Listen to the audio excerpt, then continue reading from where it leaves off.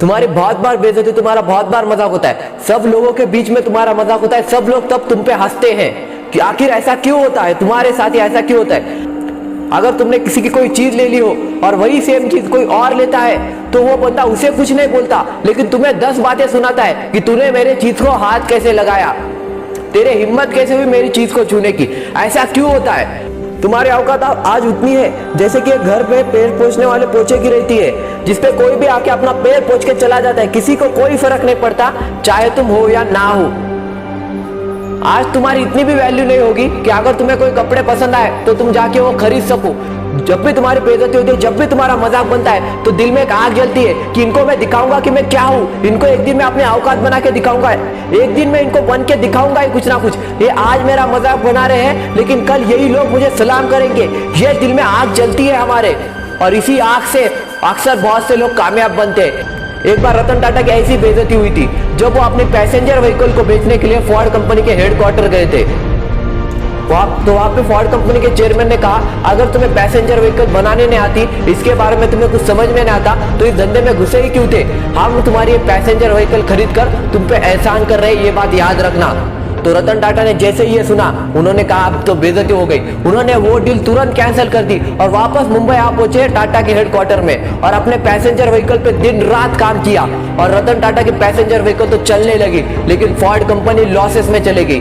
तब रतन टाटा ने उन्हें प्रपोजल भेजा कि हम आपकी जैगवार और लैंड रोवर खरीद लेते हैं। और फिर फोर्ड कंपनी के चेयरमैन जो बिल फोर्ड थे वो रतन टाटा के पास आए और उन्होंने कहा कि आप हमारी जैगवार और लैंड रोवर खरीद कर हम पे बहुत बड़ा एहसान कर रहे हो। ये देखो, ये होता है बेइज्जती का बदला। जिस बंदे ने कहा था कि मैं तुम पे एहसान कर रहा हूँ, वो बंदा आकर खुद रतन टाटा से कह रहा है कि आप हम पे एहसान कर रहे हो। इसे कहते हैं अपने बेइज्जती का असली बदला लेना, अपनी असली औकात बता देना दूसरों लोगों को कि असली औकात मेरी क्या है। एक बार आचार्य चाणक्य पंडित जब मगध के सम्राट के पास गए थे कि बाहर से सिकंदर आ रहा है, जल्दी से अपनी सेना बनाओ नहीं तो तुम उसके सामने नहीं टिक पाओगे, वो पूरे भारत को हरा के भारत पे राज करेगा। तब मगध के राजा ने कहा कि एक पंडित मुझे समझाएगा। वो राजा हमेशा अपने नशे के धुन में लत रहता था। उसने आचार्य चाणक्य पंडित को कहा कि क्या एक पंडित मुझे समझाएगा, कहकर उसे लात मार दी और अचानक चाणक्य पंडित के वहां पे शिखा खुल गई।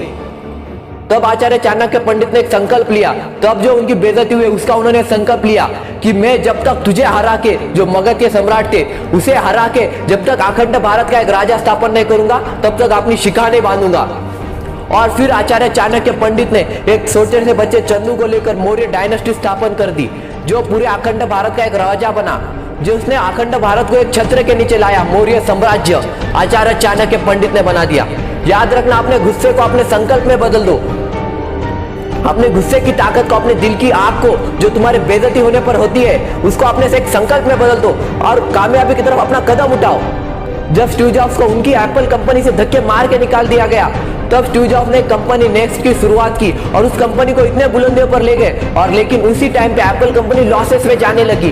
तब जिस बंदे की वजह से स्टीव जॉब्स को उस कंपनी से निकाला गया था वो बंदा खुद स्टीव जॉब्स के घर पे आता है, उनके पैर पड़ता है कि सर प्लीज आप एप्पल कंपनी में वापस आ जाइए। इसे कहते हैं अपने बेइज्जती का बदला। एप्पल से निकलकर उन्होंने हार नहीं मानी, ना कि केस डाला कि ये मेरे कंपनी से मुझसे कैसे निकाल सकते। उन्होंने बस खुद की वैल्यू बताई उन लोगों को कि मेरी वैल्यू इतनी है, अगर तुम मुझे निकाल दोगे तो मैं 100 एप्पल और खड़ी कर दूंगा, और उन्होंने नेक्स्ट कंपनी खड़ी कर दी। लेकिन जिस बंदे ने निकाला था वो खुद आके पैर पड़ के स्टीव जॉब्स सर को बोला कि सर प्लीज वापस एप्पल में आ जाइए, और स्टीव जॉब्स ने फिर से एप्पल कंपनी ज्वाइन कर ली और एप्पल कंपनी के सीईओ बने और एप्पल कंपनी को फिर से बहुत बड़ी ऊंचाइयों पर ले गए।